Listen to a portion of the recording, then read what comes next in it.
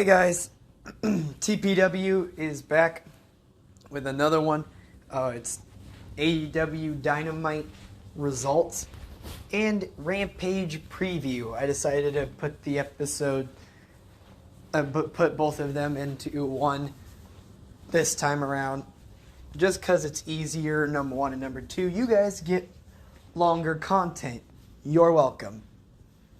But the first matchup of the night, we saw the AEW All-Atlantic Championship on the line. Jay Lethal went one-on-one with Orange Cassidy. And Jay Lethal and Orange Cassidy both have fought twice in the past. Both of these two winning one matchup. And this was to be a huge moment for both of these two, since it's what people would say a rubber match, also known as a tiebreaker. So there was that. I predicted here that Orange Cassidy would retain, but he did. So there is that.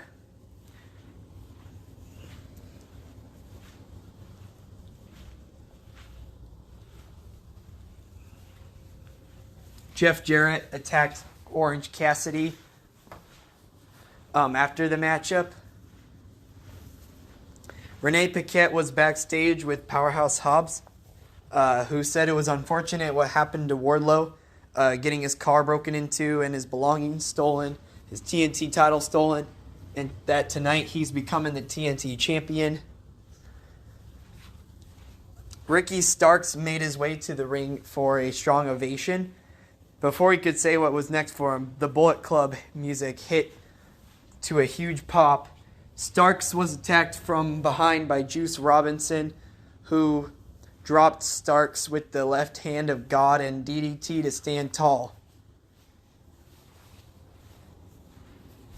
I think the crowd was excited to hear the Bullet Club theme song just because they thought Jay White was showing up. I know I felt that way. And there kind of was some confusion there as well. Tony Schiavone was backstage with Wardlow, then asking where his head is at after what happened to his car and belongings. Wardlow thanked some friends for some clothes and challenges Hobbs to a Falls Count Anywhere, Anything Goes match for the TNT title matchup that was already scheduled for tonight.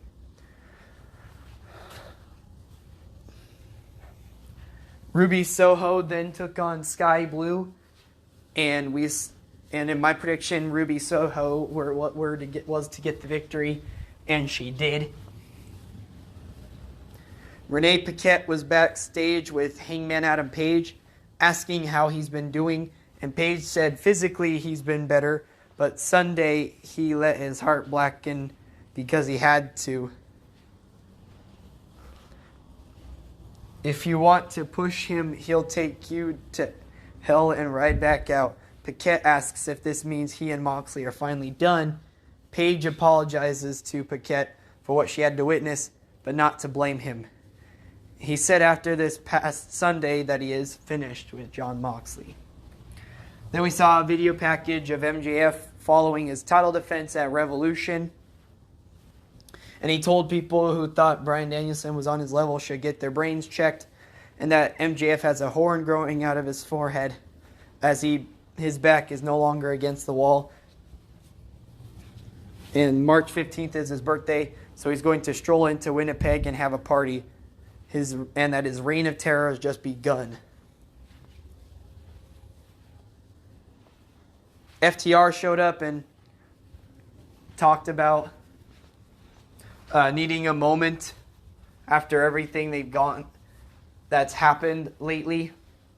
And then they said they couldn't take the Guns staying the AEW World Tag Team Champions and them calling themselves the best tag team in the world. So they're trying now to go for the AEW World Tag Team titles for the Briscoes, the fans, and themselves. Renee Paquette was with Jade Cargill and Layla Gray backstage. Cargill does not feel challenged as she is 53-0. So next week in Canada, she challenges the best that Canada has to offer to step up next week. Chris Jericho, Daniel Garcia, and Sammy Guevara took on Top Flight and AR Fox in trios match.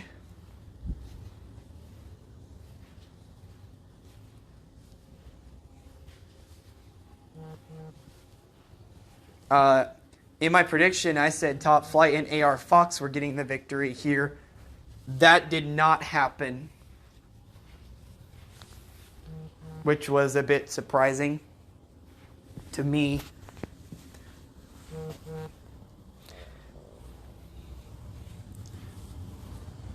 But ultimately, it led to a triple threat trios match between those same people, the JAS, the Elite, and the current trios champions, the House of Black. I'm not sure how to feel about this. Hopefully the House of Black retain, but if the House of Black retain, I'm okay with this. But if they do lose the trios titles, I'm going to be pretty upset. Tony Khan was backstage and announced that Orange Cassidy asked for an All-Atlantic title matchup against Jeff Jarrett, and that Khan granted him the matchup.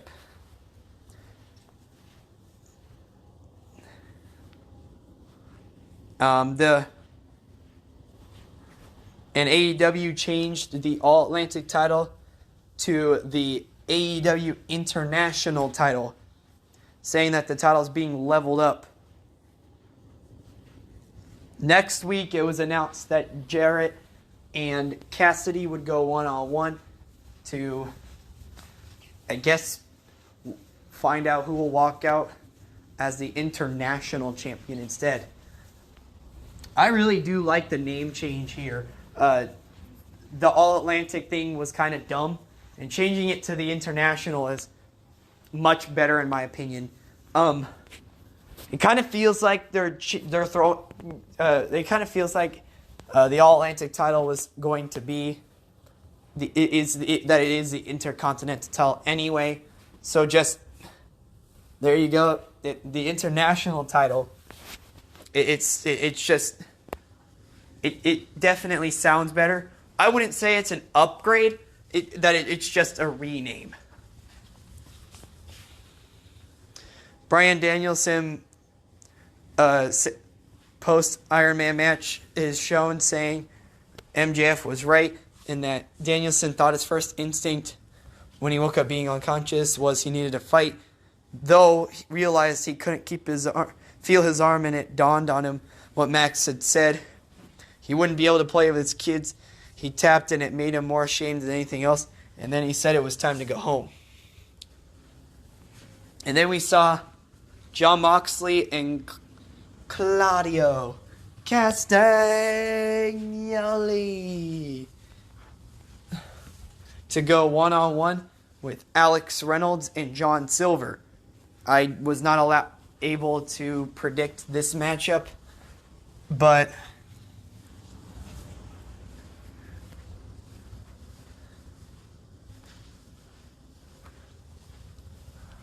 it was a good matchup, by the way. Jon Moxley and Claudio Castagnoli got the matchup. Renee Paquette asked the Acclaimed what's next for them. Bowen said the tag team titles are next, which brought in Matt Menard and Angelo Parker, who said they love rap music, and said the Acclaimed are sports entertainers at heart, offering them a spot with the JAS. The Acclaimed laughed in their face and saying they're on TV more than Menard and Parker, and then walked off. And then we had the TNT title on the line. Powerhouse Hobbs took on Wardlow. And in my prediction here, Powerhouse Hobbs won the matchup, and I was correct. It was interesting, though, how the matchup came to be. Powerhouse Hobbs had QT Marshall at his side, and that is ultimately how the matchup ended for the most part, as QT Marshall he interfered within the matchup, helping Powerhouse Hobbs get the victory.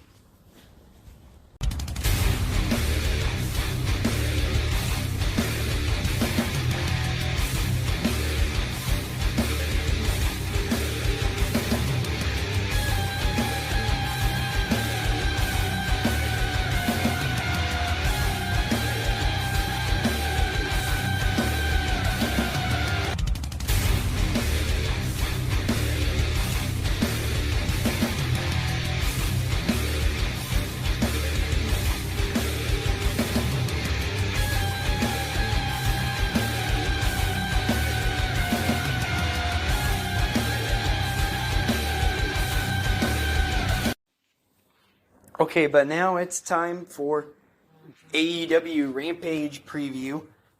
We've got Sammy Guevara going one-on-one with Action Andretti.